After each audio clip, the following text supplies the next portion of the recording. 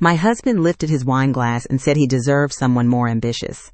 He said it in a private dining room, in front of both our families, while holding another woman's hand under the tablecloth like this was some brave romantic movie. I didn't cry.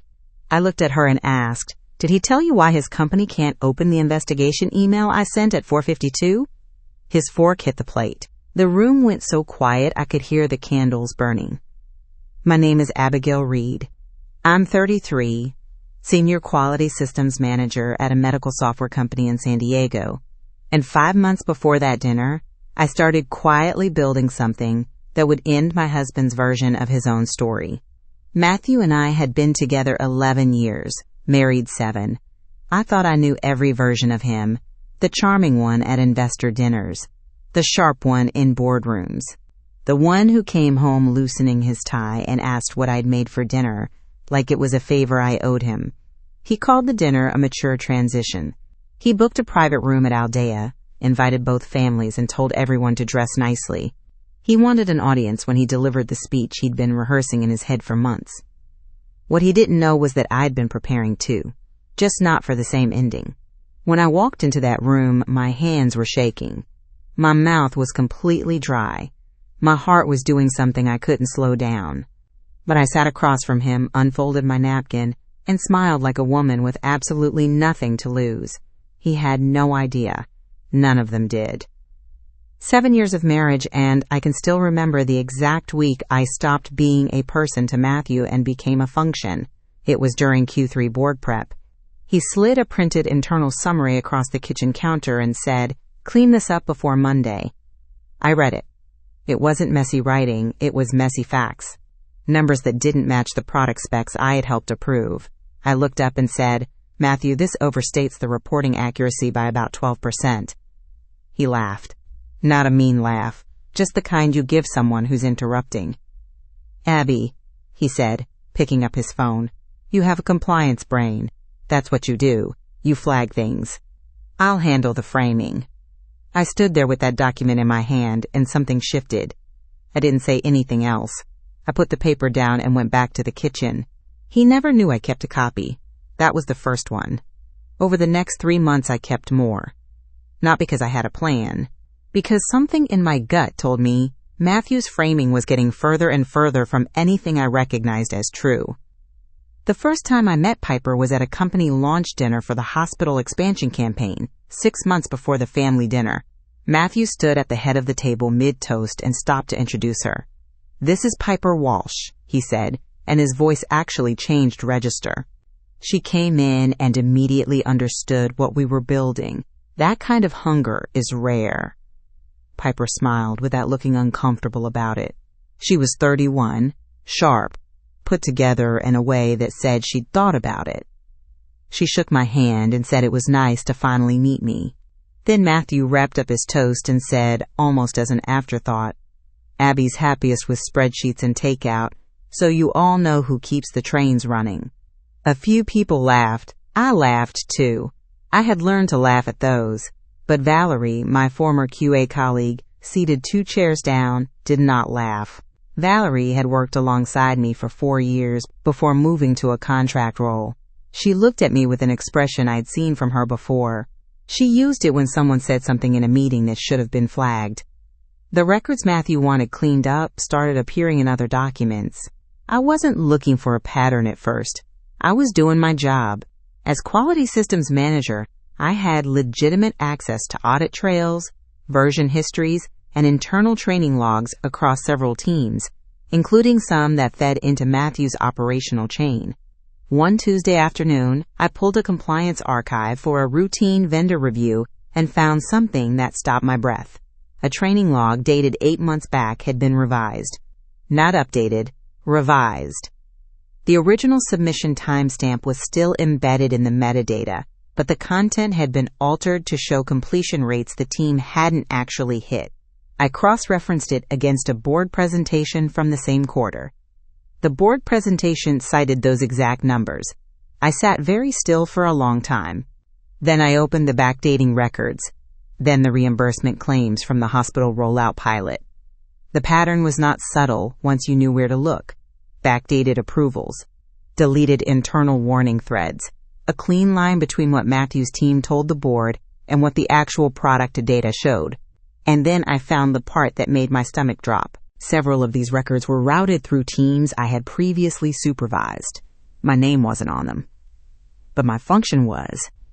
I called Valerie the next morning from my car, parked 2 blocks from the office because I didn't trust myself to walk in looking normal. She picked up on the second ring. "I need to show you something," I said. "How fast can you meet?" We sat in a diner near the harbor. I pushed my laptop across the table and watched her face as she went through the records. She didn't speak for almost 4 minutes. Then she closed the laptop. "Abby, this is a setup." I shook my head. "He probably just..." "No." She cut me off flat. "I've seen this before. Not this big, but I've seen it. He's been calling you burned out in internal meetings. Did you know that?" I didn't. "Disengaged," she said. "Too detail-focused to think strategically. He's been telling that story for months.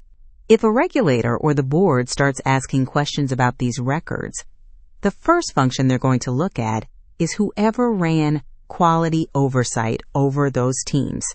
She slid the laptop back toward me. "He's not just cheating on you, he is setting you up to take the fall."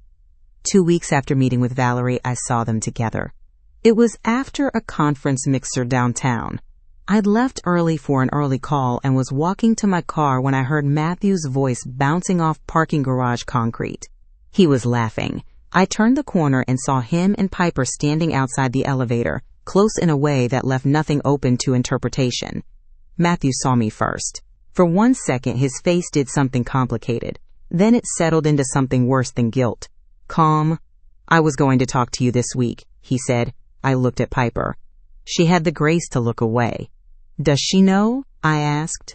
He let out a long breath, like this was exhausting for him. "Abby, you stopped wanting more." She didn't. I stood there in that garage with the fluorescent lights buzzing overhead and the smell of exhaust all around me, and I felt the last version of my marriage die right there on the concrete. I didn't yell. I turned around and walked back to my car. He called my name once. I didn't answer. I drove to a lot on Harbor Drive and sat there for 40 minutes, just breathing. Then I called Tegan. Tegan Adler had been recommended by a colleague 2 years earlier at a conference. Employment attorney, the colleague had said.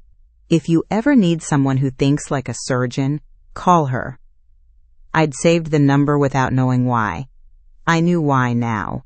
Tegan met me at a coffee shop near her office the next morning.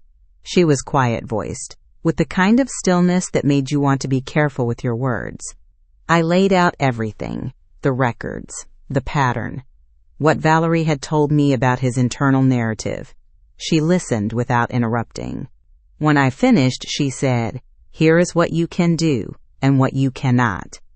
You can preserve records you have lawful access to in your role. You can document patterns you observed as part of your job function. You cannot touch anything outside your authorized scope." I nodded. "What I'm hearing," she said carefully, "is that you may already have enough. The question is where it goes." She explained the protected disclosure process, the audit committee, outside counsel, the compliance hotline. If the submission went through the right channel, it would be locked to independent investigators. Matthew would see the notification email arrive. He could not open the exhibits. He could not edit them, recall them, or make them disappear. "Once it's sent," Tegan said, "it cannot be unsent." After the parking garage, Matthew became strategic in a way he hadn't bothered to be before. He started CCing people on emails where he corrected my input, small things, the kind that look managerial if you don't know the history. At a product meeting I was technically invited to but not really expected at, he interrupted my point mid-sentence and said, "Abby's team has been flagging timeline concerns for weeks, but I think we need to trust the data, not the caution." He said it pleasantly. The room nodded. I sat back and wrote down every word. He came home that evening and asked if I wanted to order Thai food. I said sure. We ate at opposite ends of the kitchen island in silence, and he seemed completely fine with that. Later I learned from Valerie that he'd had 2 conversations that week, describing me as resistant to change and stuck in a checklist mentality. One of those conversations was with the head of HR. He was building a file on me. The problem for Matthew was that I was also building a file. Mine just had more exhibits. 2 days before the dinner, Valerie sent me a message that changed the shape of everything. She had been reviewing rollout materials for an unrelated vendor audit and found Piper's name on 3 strategy decks. The deck cited internal performance claims as their foundation, claims Matthew's altered records had manufactured. She signed off on 2 of these, Valerie wrote, but look at the chain. I looked. Every piece of foundational data Piper had been given was filtered through Matthew's operational summaries. The raw records, the ones I had, weren't in anything she'd been sent. It was possible Piper had pushed his campaign, knowing it was built on altered data. It was also possible she was working from a version of reality Matthew had carefully constructed for her. I sat with that for a long time. I didn't feel sorry for her. I still felt the parking garage. But it changed how I thought about the dinner. She might walk into that room thinking she was stepping into a clean new beginning. She had no idea her name was already attached to material that was about to be reviewed by people with subpoena authority. Matthew called me on a Tuesday morning, professionally cheerful, and said it was time to tell both families about the transition in person. He had already reserved the private room at Aldea. It's better to be honest and direct, he said, instead of letting people find out secondhand. I asked if Piper would be there. A small pause. Yes, I think it's better if everyone meets properly. He said it like he was proposing a restructuring. Like families were stakeholders, and heartbreak was an agenda item. I said I would be there. When I hung up, I sat with my phone face down on the desk for a full minute. Then I called Tegan and gave her a date. 5 days. Tegan confirmed the compliance portal could receive a submission any time before 5-page M. The report would be logged with a time-stamped confirmation. Investigators would receive access codes. The company would get a notification email showing the submission existed. The exhibits themselves would be inaccessible to anyone inside the company.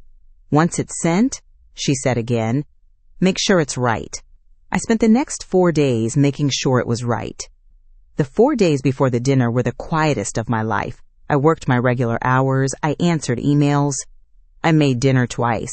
On the inside, I was doing something else entirely. Every evening after Matthew left for his late calls, I sat at the kitchen table and organized. Everything went into a single encrypted submission document, the backdated training logs with original metadata intact, the board presentations citing those numbers, the deleted internal warning threads I had preserved through lawful retention protocols, the reimbursement claims from the pilot rollout, the chain of documents showing Matthew had routed operational decisions through my former teams, creating the appearance that the quality function had signed off.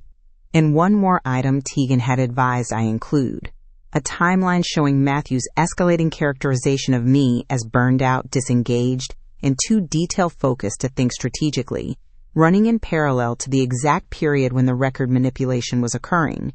She called it the framing window. It showed precisely when he started building his alibi. I printed nothing, saved nothing locally. Everything stayed inside the secure portal. On the day of the dinner, I went to the salon, got my nails done, drove home, put on the blue wrap dress Matthew always said looked professional. Then I sat down at my laptop at 4:47 p.m. My hand hovered over the trackpad for 3 minutes, not because I was uncertain, because I needed to feel the weight of it. The report was complete. Tegan had reviewed it twice. Valerie had confirmed the records were accurate.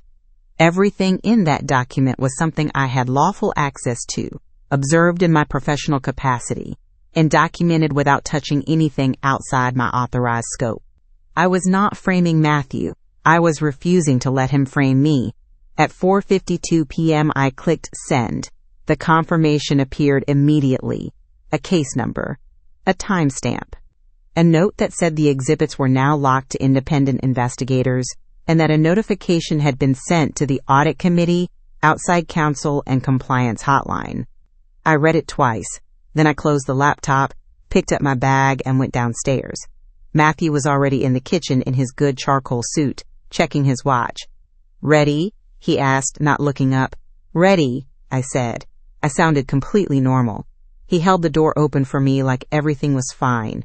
For him, it probably still was. That was the last moment of his plan, working the way he had designed it. The private dining room at Aldea was warm and low lit, exactly the kind of setting that makes bad news feel curated. Matthew's parents were already seated. His father, Gerald, gave me a handshake that was slightly too formal, like he had been briefed. His mother, Diane, kissed my cheek and smiled at the tablecloth. My parents arrived 3 minutes later. My dad hugged me and then looked at Matthew with an expression he usually saved for traffic disputes. My mother squeezed my hand and said nothing. Piper arrived last. She walked in with the easy confidence of someone who believed this evening was hers to enter. She was in red, and she looked like someone who had been told she deserved to be. Matthew stood to greet her. He touched the small of her back before he touched anyone else. My father's jaw tightened. Diane went very still. I watched all of it from my chair. My water glass was cold, and I held it with both hands to keep them steady. Whatever Matthew had rehearsed in his head, this was the stage he had built for it. I let him have the opening. Matthew stood after the appetizers were cleared. He held his wine glass like he was about to make a toast at a gala. "I want to thank everyone for being here," he said. "I know this is unusual, but I believe in honesty. I believe in doing hard things with integrity." My father put his fork down. My mother pressed her lips together. Matthew talked for 4 minutes. He said our marriage had been beautiful in its time. He said he had grown in directions that required more. He said Abigail had become comfortable, small, stuck, content, in a life that didn't challenge either of them anymore. He said Piper still wants things, and that he owed it to himself to pursue that. He used the word alignment twice. He made leaving your wife at a restaurant table sound like an act of personal courage. Piper kept her eyes down. Diane had gone rigid. My father looked ready to stand, and I put my hand on his arm without turning my head. Gerald cleared his throat and said nothing useful. Matthew finished. He lifted his glass slightly, like a period at the end of a sentence, and looked at me with something that was almost sympathy. I looked back. Then I turned to Piper. "Did he tell you," I said, keeping my voice completely level, "why his company can't open the investigation email I sent at 4:52? His fork hit the plate. The sound was small in that room, but it landed like a punctuation mark. Piper looked up fast. Her expression was not what I expected.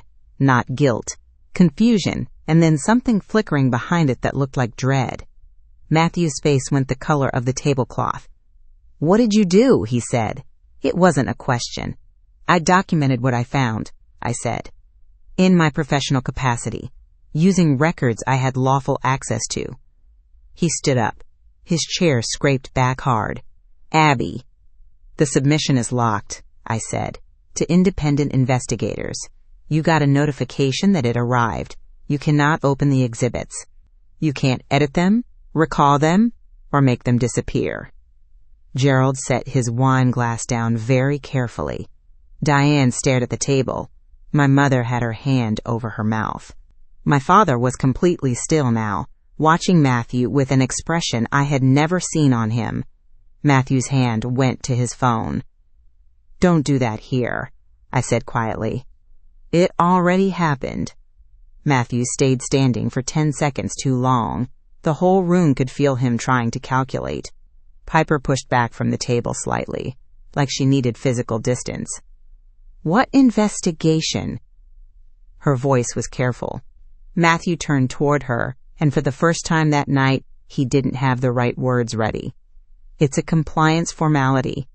Abby's department has always overflagged." "The report includes a timeline," I said. "It shows when operational decisions were routed through teams I used to supervise.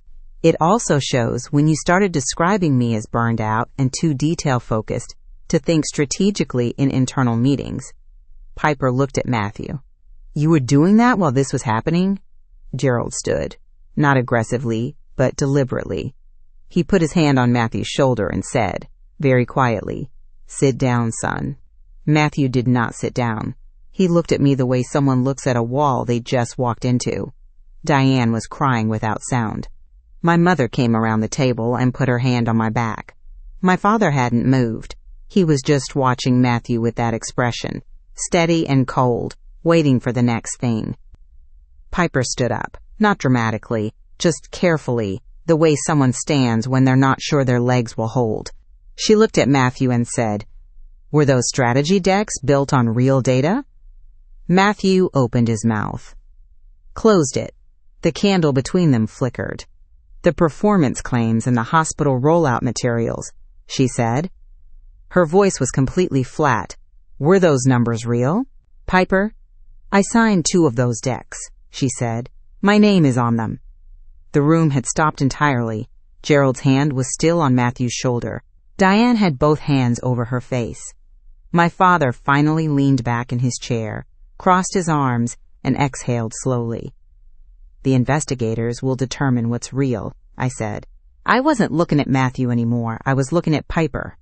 Whatever she was to me, she deserved to know her name was on material now, inside a locked submission with a case number and a timestamp. I watched her absorb that. She reached for her clutch on the back of her chair. She picked it up. "I need to call my attorney," she said to no one in particular, and she walked out of the dining room without touching her coat. After Piper left, the room held its breath. Matthew stood alone at the head of the table, his wineglass still in his hand, and for the first time in 11 years he looked like exactly what he was. A man whose story had run out of runway. "You planned this," he said. His voice was low and controlled, but his jaw was tight. "The whole dinner." I folded my napkin and set it on the table. "You called this dinner," I said. "You reserved the room. You invited our families. You wanted witnesses." "Not for this." "No," I said.